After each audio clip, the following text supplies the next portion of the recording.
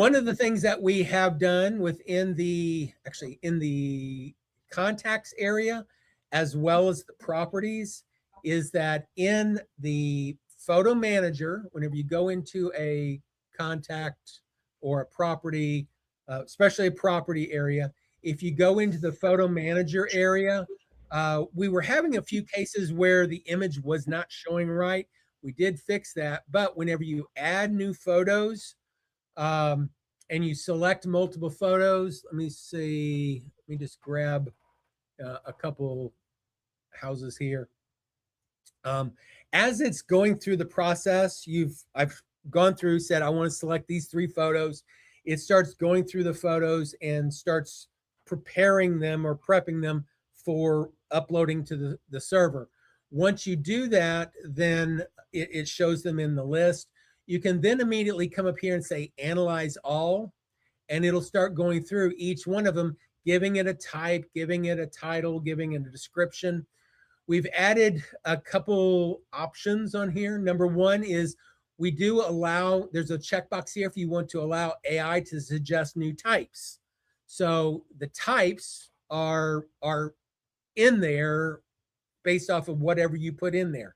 If you don't have any types that you've manually put in, it may be an interior shot and you don't have an interior type.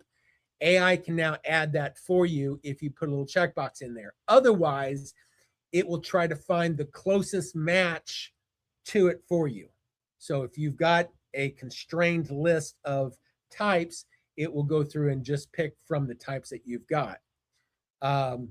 Previous to this update, we also found that it would create more than one hero image. The hero image is the main image that is displayed in the property side. There's a hero image in the contact as well. It's just the main photo that's always shown. It's always at the top of the list. But in either case, it was allowing multiple heroes. Now it only allows one. But the other big thing is whenever you go and do the analyze all, it will show you a progress bar now. And it also shows you which one it's working on with a little bar around it.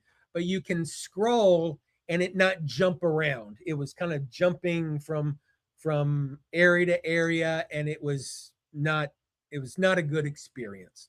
So I've changed all that so that it doesn't jump around, gives you a better experience through the process. And then you can, once you've got your images, click on save, and then it adds it into the list.